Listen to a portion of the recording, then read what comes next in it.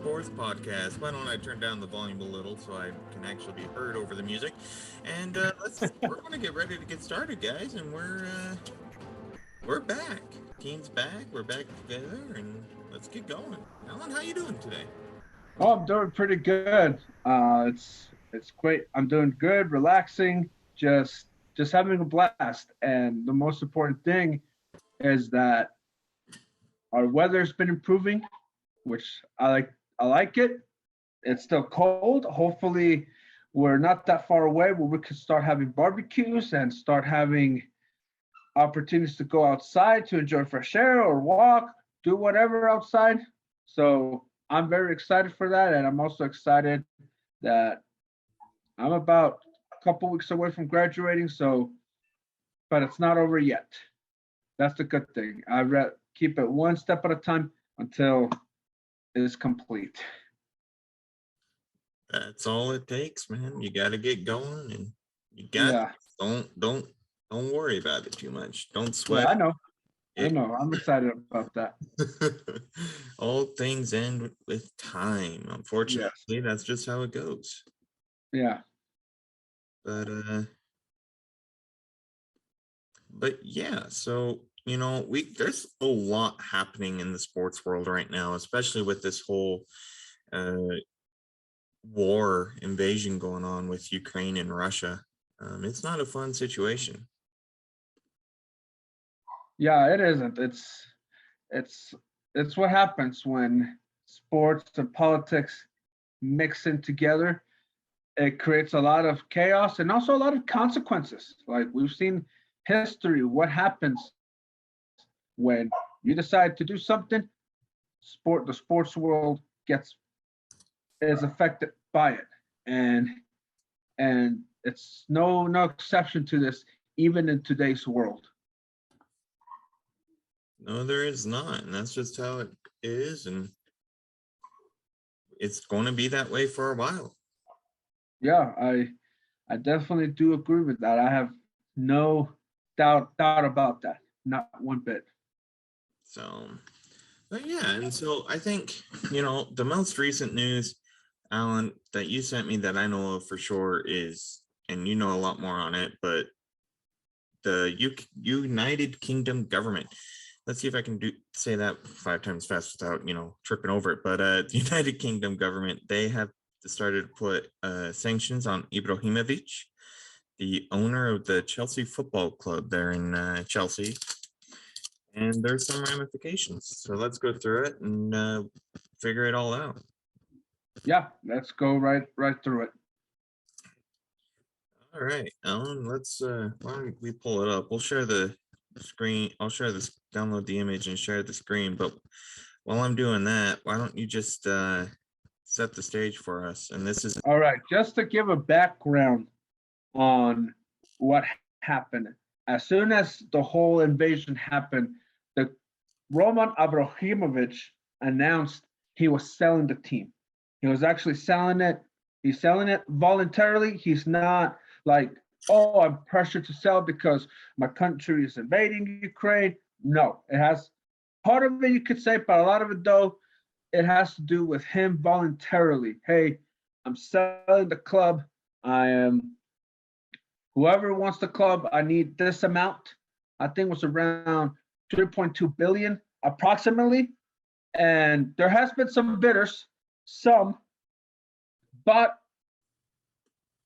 the the United Kingdom government decided to freeze everything so he doesn't get any of that money back, which I'm iffy about. I don't know what's that for.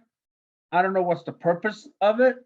But at the end of the day, he even mentioned even if I don't get the money, I want to make sure that that money is given to the victims of the war. And if that's what he wants, I have no problem with it. That's what he wants to do. And as of so far, Chelsea is in dire straits. Normally, they've been in this situation before where they they were bad because they were signing players under 18. to contracts where they shouldn't have. But now, because of this, I don't know if they'll be able to recover. Right. And while I'm pulling this up, like there's so much going on really, and it's a lot, and people got to deal with that. And I mean, you hit all the main points really. There's not, Chelsea's going to continue to play, so fans don't worry about that. They just won't be able to, I guess, add to the team or stuff like that. And Yeah. I think it's good that Ibrahimovic, he's got a lot going on towards Russia. I mean, being from there and all that. But when you talk to a lot of the Russians out there, they did not want this war. They did not want this to happen. They did not expect it to happen. I mean, Russian and Ukrainians are really close. A lot of them intermingle. There's a lot of familial ties to a lot of those people out there. And so for this kind of thing to just happen, seemingly for a lot of them out of the blue, it's really hard. But it's even harder, as you mentioned, for the Ukrainians. I mean, their cities are getting bombed. A lot of them, they're living through a second war that in their homeland, having lived through World War II. So it's hard. Yeah, I agree. It's definitely hard. It's also definitely a situation that even those that are they're in other places around the world, athletes around the world saying like, I wish I was fighting, but I can't because I'm here and I can't do anything about that. And that's the sad part. Like some of them have spoken out and said, hey, I would do everything to head back and help my countrymen, but I can't. I'm playing here. But at least that to me shows that they're in it. They're in it to speak out but not just speak out, but they're also, hey, I want to help my countrymen. And you don't hear that a lot in today's world. You just don't. And for them to say that, I applaud that. I really do. And hopefully that this could end. And also for a lot of athletes that are playing in Ukraine, I would say that them getting out safely is the most important thing. And we've seen reports about how most of them got out. Some of them now will be able to sign with new teams immediately. They don't have to, wait till the summer, transfer all of that. If they want to sign with a new team immediately, they can.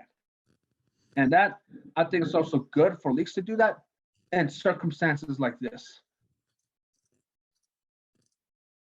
Yeah, I agree. That's the best part, people are understanding that this is hard on everybody, but athletes, they still want to play. They still want to, do what they love, do their job, so to speak. And people are out there giving them that chance. And I think that's great. I actually didn't know about that part, Alan, that you just kind of helped me be more informed. Hold on as I fix my camera here. Yeah, definitely. But I think back to the whole Chelsea sale, like, to be honest, like that sale, I don't know what's gonna happen either, because this is a team ever since he took over in 2003, there have been nothing but success in the Premier League and even in the Champions League. Like how he manages how Roman does his teams, he knows that they're looking to win and winning. I think in his stewardship they have won, if I'm correct, five Premier, no, not five. They've won 6 Premier League titles under his ownership. They have won 2 Champions League titles. And they did it in their own way. They didn't do it copying Barcelona. They didn't copy Real Madrid or Manchester United. They copied their own way of being physical and scoring with flair and a lot of passion, which I think really with this sale, they might lose that identity that that we have been accustomed to seeing for the past 19, 20 years. And that's what I'm afraid of. I don't know if you feel that way, but to me, watching this team for a long time, when you look at a Chelsea team, you know they're going to be disciplined, they're going to be hard at you, and they're not going to take anything from anyone. They're looking to get their win and move on. Yeah, and I think that identity change, Alan. I mean, I think that's inevitable with the new owner coming in. The new owner will have new goals, but I think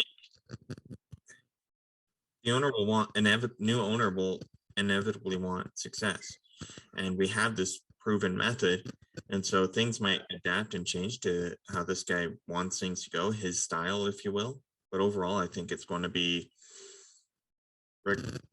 relatively the same, at least for a while, and then he'll slowly implement his changes. I mean, it's all different depending on who you talk to and how they feel about things. Like we're facing a similar situation in Denver with the NFL. With a new owner coming in, what will that mean for the Denver Broncos? But so there's a whole lot going on there too. But the main thing is things will change. They always do, but it's how the team, the fan base, and overall the staff with the team reacts to it. And I think that's what's going to cause the team to succeed or fail once this new owner comes in, because inevitably the owner doesn't really do a whole lot with the team. He sets out his goals, he sets out what he wants, and then he, as you would imagine, he expects his staff, his team, the players to act that out and achieve all them. So in the end, I don't think the owner is going to be, I mean, you have different owners. Some are far back, set back. Some are really involved. I mean, we look at that with the Dallas Mavericks. Mark Cuban's very involved. And so is Roman. He is very involved with Chelsea. He is like, no, there's no, like, if there's something going on within the dressing room, he already knows it. So like, he's one of those guys that, hey, like he'll believe in you when you win and all, keep it going. There's been times where he's believed even when they're down, but a lot of times it happens where, okay, and it's not working, it's not going to work, you're out. So he's one of those guys that he knows what is going on with his team, big time, no doubt about that. Exactly, and I think no matter what style of owner you get, the owner always knows what's going on with the team. I mean, they're businessmen first; they know how to run a business, and they know how the business, what's going on at every level. So they'll know what's going on, but it's how they choose to react, how they choose to handle it that separates them. And everyone's got their style, and they all will be different. And I think the main thing with the worry with Chelsea is, if a new owner comes in, how quick do we see things get off the rails? And what I mean by that is, will we see staff members fired, basically said, hey, you're not going to fit what I do here, goodbye. Players are shipped out, and essentially Chelsea goes to the bottom of the barrel in the Premier League, or which, they can't do, otherwise they get demoted, but as a risk. But like, it's a worry. I mean, that's what this new owner could come in and do. And as you look at that would be my worry as a fan. And while I'm not necessarily a fan of Chelsea, that would be, if I was a fan, that would be my biggest worry with all this going on, Yeah. Well, I'll start with this. I think you're kind of a fan of Chelsea. It kind of looks like it a little bit. Oh, and why is that? Yeah, just a little bit. Just a little bit. I'm just saying. But I agree. And here's the thing that I'm going to break down. With that happening, here's the thing. 2 players, contracts expire. Both defenders. One of them, Andreas Christensen from Denmark, has already a pre-signed agreement with Barcelona. They're just working the final details, and it's more likely going to happen. Then there's Antonio Rüdiger from Germany, who, same situation, but to Real Madrid. They're working some final details, which probably that will get done in the summer. Next year, probably the best midfielder in the world, Nicolo Gante, his contract runs up. Then 2024, Christian Pulisic, his contract runs up. Then 2026, Romelu Lukaku, who they just got, his contract expires. So it's like you got all these players. Probably Lukaku gets you like 4 years, but Christensen, Rudiger, Pulisic, I don't know how they could keep up. And then you also have the fact that the assets being froze. Now it's like, how's Chelsea going to make it to games? But what Thomas Tuchel, their head coach, just mentioned that, hey, if we have to walk to whatever stadium, we'll do it. And props to him for saying that. And I hope this is not deterred from whatever cup, from either still competing in the Premier League, which it's the toughest soccer league in the world, the toughest. And also you have the fact that they're the defending champions, they're the defending champions of the Champions League. So it's not going to get easy from here. So hopefully they can figure it out and just go from there, because they are a heck of a team. They are built not just for the now but the future. But this could actually, and that's not the hope, it could have them start over again. But if a new owner comes in and says, hey, we're still gonna win and all, then keep it going from there. No, exactly. And when you got so many decisions to make right off the bat as a new owner, you basically go in and you decide, okay, what's the core of this team? Who do I want to play? Yeah. Hey, essentially, to play for me here on this team, and then you go from there. Honestly, I think as a fan base and staff and everyone around, we look at it and we go, okay, Pulisic is probably one of the main members you want to keep around. A couple of the other players that are younger that are going to be around for a while, you want to keep them around as well. So you got these decisions to make right off the bat as you come in as an owner, and that's got to be, for lack of a better phrase, rough. I mean, basically you're either going to piss off the fan base or you're going to make them really happy with whatever you do. And you know, as fans, we either love our owners or we hate them. Most of the time, we hate them. Yeah, it's a love-hate relationship, pretty much. So, and yeah, I mean, and I think, you know, unless we got more to say on this, Alan, I don't know a whole lot about the situation. So I've said what I feel like I can say on it. Yeah, I agree as well. There'll be more coming up. They're still, like I said, they're still bidding. They'll probably will still negotiate. Probably they'll have to negotiate with the UK government. But still, at the end of the day, Chelsea, they'll, like, whoever comes in, they have to understand that Chelsea is not, it's not one of those cupcakes of the Premier League. It's a top team. It is one of the big four of the Premier League, and you have to treat it as such. And you know, you got a fan base that they expect to compete for championships. Like, they're one of those clubs that you went to there, you got to lift a trophy, and that's what it's all about in Chelsea. Yeah, and it really is. And whatever this new owner does, he's either going to piss a lot of people off or he's going to gain the praise of a lot of people. And Alan, I think that's a perfect segue into this whole lockout situation that's been going on since, well, December of last year. Yeah, pretty much. Remember when I said, do not panic yet? You should have listened to me. Yeah. So, but it happened.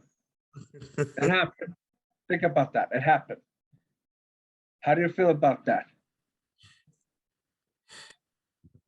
I mean, on the one hand, it's great. Baseball's back. I'm excited. We get to see the game we all love played. Once again, how we got there, more than ridiculous. I don't know. Where do you want to start with it? Let's see. The players were stupid before, think they, for being, yes, they were more in touch with us as fans and what they wanted. But when you also look at it, and yes, they're the best in the world at what they do. They deserve to be paid for it, but they're also asking for ridiculously high contracts. I mean, billionaire owners can afford to pay them anyway, but so they're a little out of touch with that, I think, with some of the money aspects. But it is what it is. Like, you're the best in the world at what you do. You deserve to get paid for it. So I won't fault any player for that. But I do appreciate that they wanted to get the game going and set for the future. A lot of players I heard in interviews, they were talking about how they wanted to end the shift, which we all hate. That's a minute. All right. No Yeah, one. well, that was great. Like, come on, like it's just like what's it there for? Like, you're just like take it away. I'm like, no, like it's all about like you want to take it away, you go at them, and I'm glad they took that away. Me too. I mean, and honestly, what did the shift really do? It slowed down the game. It made it less exciting to watch. You lose fantastic plays in the infield. What would be a single back when Alan and I were, kids growing up watching the game is now an out. You players like DJ LeMahieu, who obviously can hit around the shift, or our contact hitters like DJ LeMahieu, Mike Trout, who's hitting for contact and for power. I know there's more contact hitters out there, guys. I can only think of Oh those. yeah, there's more definitely. But like Chris Taylor, that's another one. Chris Taylor.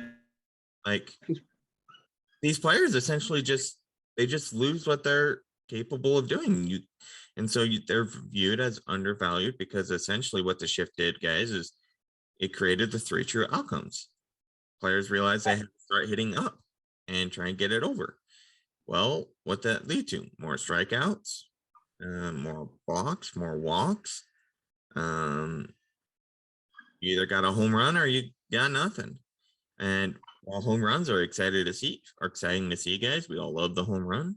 The moonshots, the dingers, whatever you want to call them, they're great. We love it. Yeah. But if it's just a one-run home run, while it's still exciting, it's boring. If that's all you can do to create offense.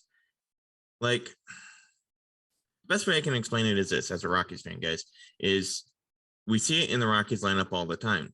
You hear it all the time. The Coors Field narrative, they should be hitting home runs. Well, you can't hit home runs if you're not hitting doubles anywhere else at Coors Field. And no one in the Rockies lineup is hitting doubles. It's either a home run or a strikeout. And that's part of what's been plaguing the Rockies for years. Trade Nolan Arenado wasn't the right answer. If you believe that as a Rockies fan, hit me up. I'd like to chat. Like, you don't trade away. And I don't think there's any Rockies fan out there that seriously believes trading Nolan Arenado was a good thing. But that's besides the point. Obviously, you can tell I'm still butthurt about it. But the main thing with this whole lockout is this whole situation could have been avoided. We knew back in 2020, when the season was going on, that relationships between owners and players were going to lead to a strike or a lockout in one way or another. And it's kind of ridiculous. Like, okay, guys, if you think it was the owners that were the good guys in all this, raise your hand. I mean, I can't see what you're doing, but just seriously raise your hand. Because you're wrong. If it was the player, like the owners that were the good guys, it would have been a strike, not a lockout. Okay, there's a distinct difference there.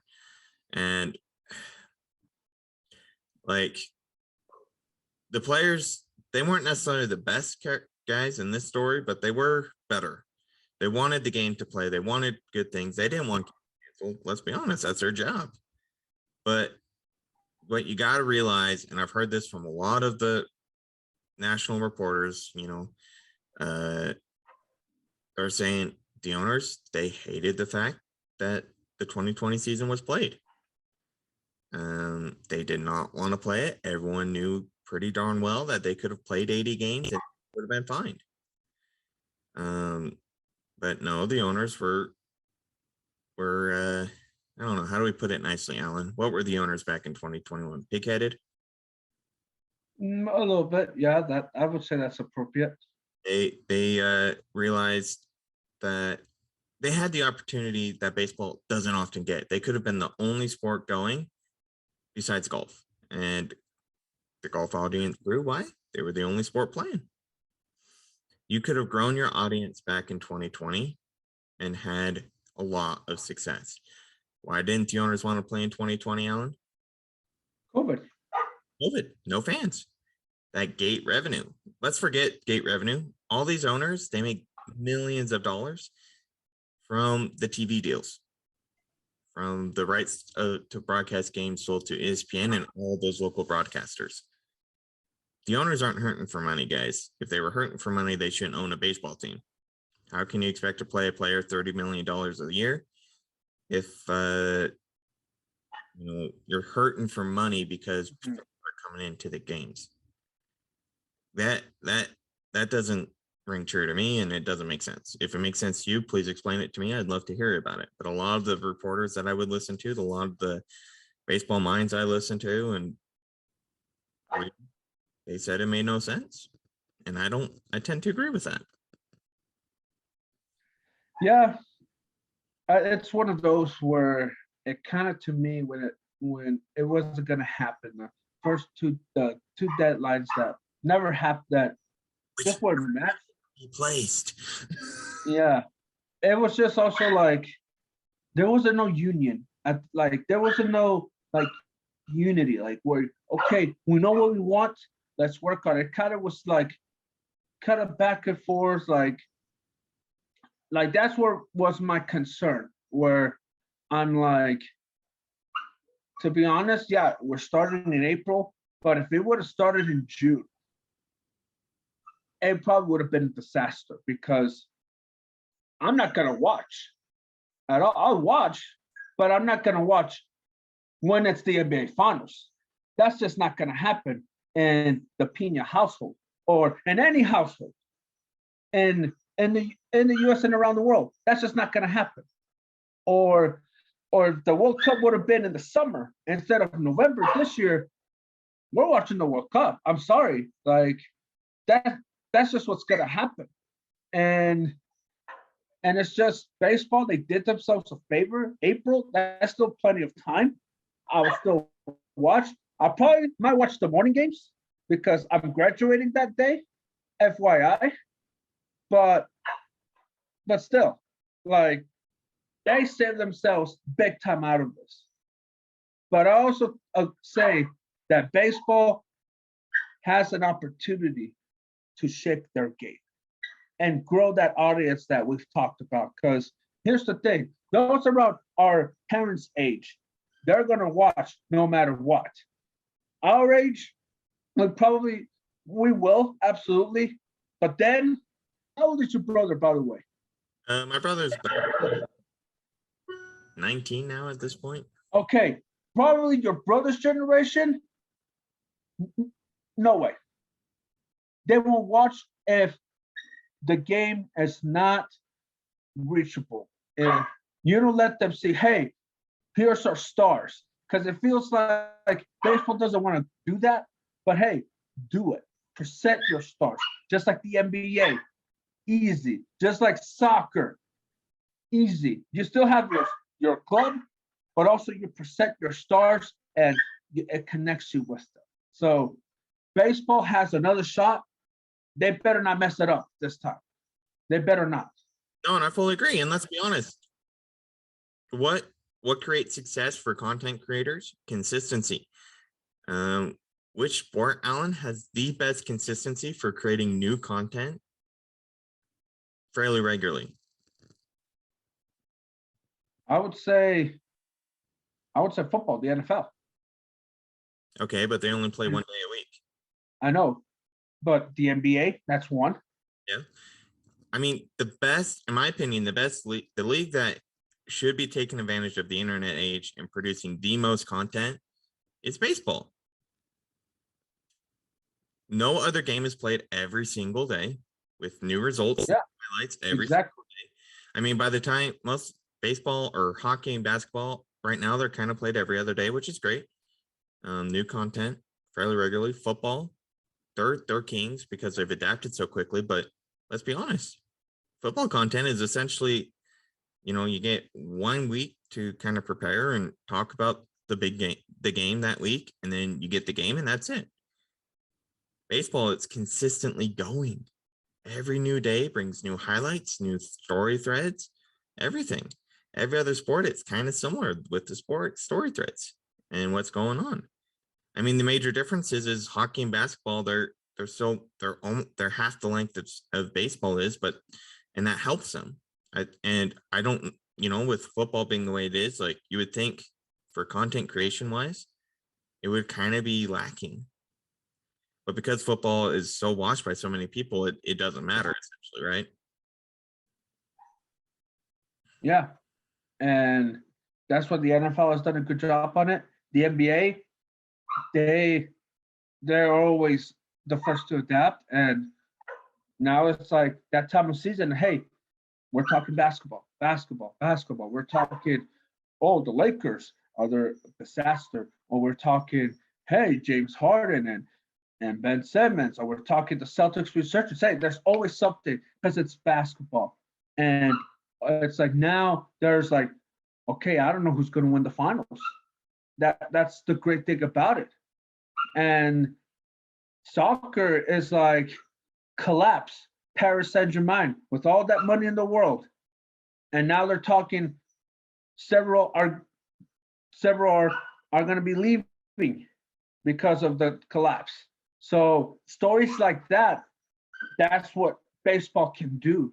But the problem is, I think baseball doesn't want to be in that controversy as like, oh, this player or like this team. I'm like, it's a part of it, and it's actually going to be positive at the long run. Like you might say, oh, we don't want to damage the sport. Well, you damage the sport pretty much way before this.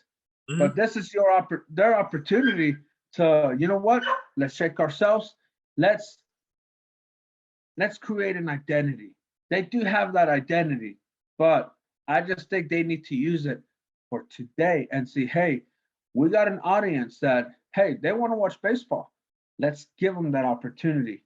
Blackout And go away now. and also, hey, YouTube with Game of the Week.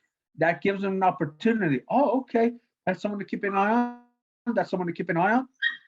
They got to keep that going though, because if they keep doing the same thing over and over and over again, by that time, we'll see soccer surpass baseball in the future. Mhm. And It's it's definite. going really great right now. And why they're adapting to the internet age. They're letting those highlights, they're making it more accessible. They're letting the highlights play out, and fans can easily take a clip and tweet it without getting copyrighted. Yeah, exactly. I mean, and if they do, it's whatever. But that's but baseball. They're so strict with using highlights in videos that unless you're an approved content creator for the past little bit, you can't really use those highlights. They've been loosening up recently, but it's been so hard to use any baseball highlights for any content creation video wise that it's ridiculous. And I think the main, and I mean, we're talking about that as content creators, let's be honest, but like, I think the main sticking point for me with all of this is the two deadlines that were given. They didn't need to be there. That was essentially the owner saying, we're done talking, and you have till now to give us something we can continue talking about, or we're done. And then they made progress. They postponed the deadline. Eventually, no progress because the owners weren't listening. The owners will never listen. It's been proven time and time again. In the 70s, we had collusion. I mean, we had the strike in the 90s, but that was because why? The game sucked. Nothing for players was going on. It just sucked. When has the players ever, or when has the owners ever really been the good guys in this situation? Never. Never, pretty much. Like, the only thing you could say they kind of did okay with was integrating the game and bringing, of course, Jackie Robinson in. But even then, they took so long to do it. Yeah, I agree. And speaking of that, think about it. It's going to be the 75th anniversary of him breaking the color barrier. Think about that. Do If, you really want to if not celebrate that? in, Yeah, exactly. So I'm glad this got done, especially, hey, eliminating the ridiculous international draft, which that's not necessary. Like, what for? Really? Like, if they want to come, like, they could come without the draft or with it. That's their choice. Because that's basically taking away their freedom, how they want to come into the majors. They want to get drafted, great. Or if they want the huge money to as free agents, like especially for the Cuban players and the Japanese players. Imagine they would have gone to the draft.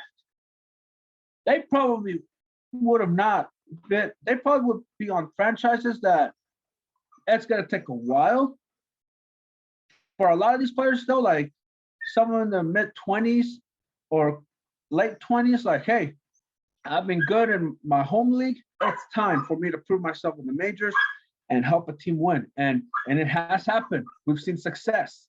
Hideki Matsui, one of them, he went to the Yankees, got is a World Series MVP. Jorge Soler, that's another one from Cuba. He's a World Series MVP. Or there's more like Shohei Ohtani, the AL MVP.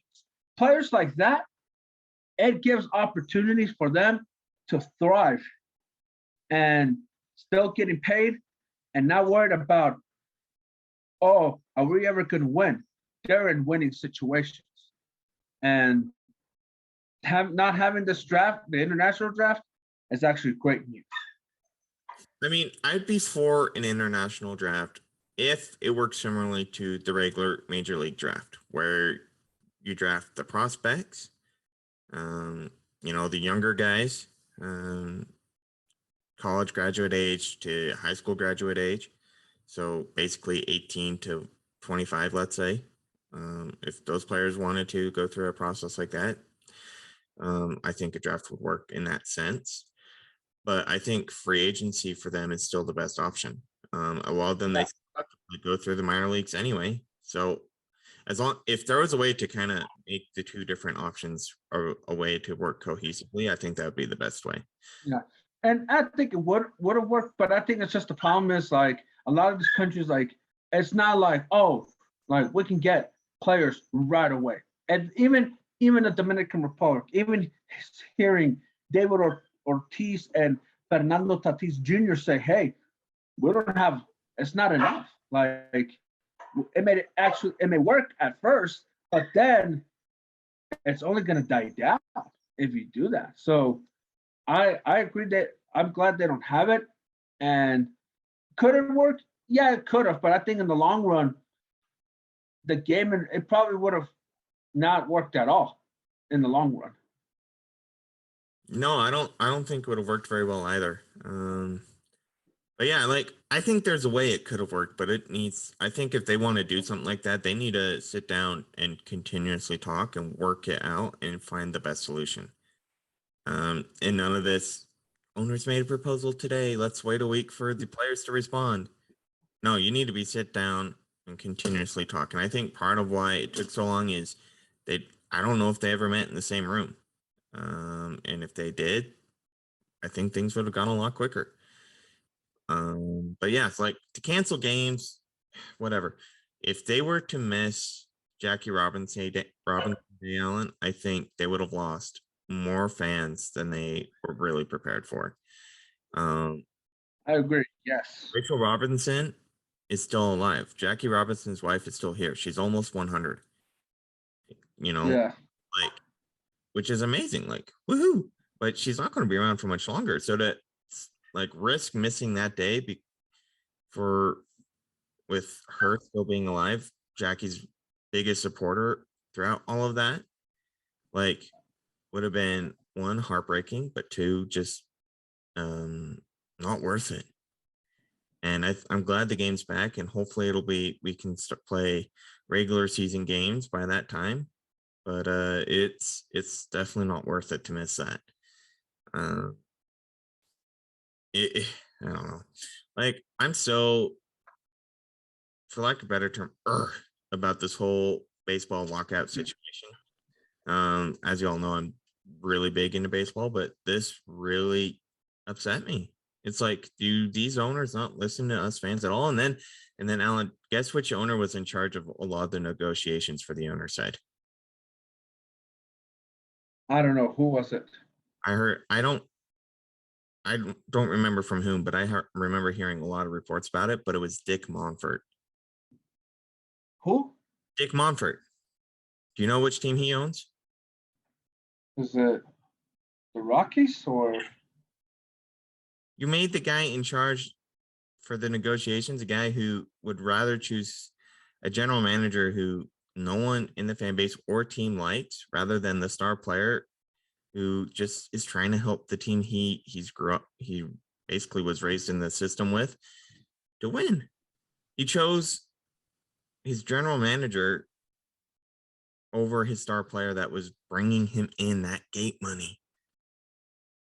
Like, how I don't get how you could put that guy as the leader of those negotiations unless you did not want to really talk to players. And that's what that move said to me. yeah, it's that's fair enough. It's just, but hey, it happened. We're having it back. We could say, okay, they did the right thing by bringing baseball back. We're gonna have a regular season. Now, how they did it, we can discuss that another time. Yeah. And if it's the right thing, we can discuss that another time. But hey, April 7th, I know we're gonna have a day where we're gonna do another prediction, and this time we're gonna make sure Braydon does not pick a team that is gonna thinks will win the World Series, only for them to miss the playoffs. Which Well, that that happened. They extended the playoffs now. will not. Well, now there's no excuse now. So we will have that coming up. Give it around 2 weeks, 3 weeks possibly. We'll, as soon as we hear a lot of now free agent signings, we will also talk about those as well. And what else, Braydon? What else are we going to have for the docket? Well, we're hoping to get some interviews of Ukrainian players to come on, tell their story of what's and how they're feeling on what's going on. If you guys know with any of the sports we cover, so if you got any contacts out there that would, you'd feel would love to come on and talk to us, great, send them our way. We're also hoping to get some more interviews out there with some beat reporters of these different teams, talk to them about the history of these international players on their team. And what that's done for the team and the game in general. So yeah, we got a lot going on. Sadly, Noble Sports Guy, he's no longer on our network, but we wish him the best. But yeah, that the network hit a setback with him leaving, but hey, that's okay. We're moving forward. And yeah, we're coming back and we're going to make the content y'all love. Please reach out to us, let us know how we're doing. Tell us how we can improve. Share us with your family, friends, sports fans out there. Let us know how we're doing. Tell us who we should talk about next. But yeah, definitely. And sorry to cut you off, but if you've missed content and what we talked about, Spotify, Google Podcasts, Apple Podcasts, wherever you hear your podcast, we're there. And we're not going away at all.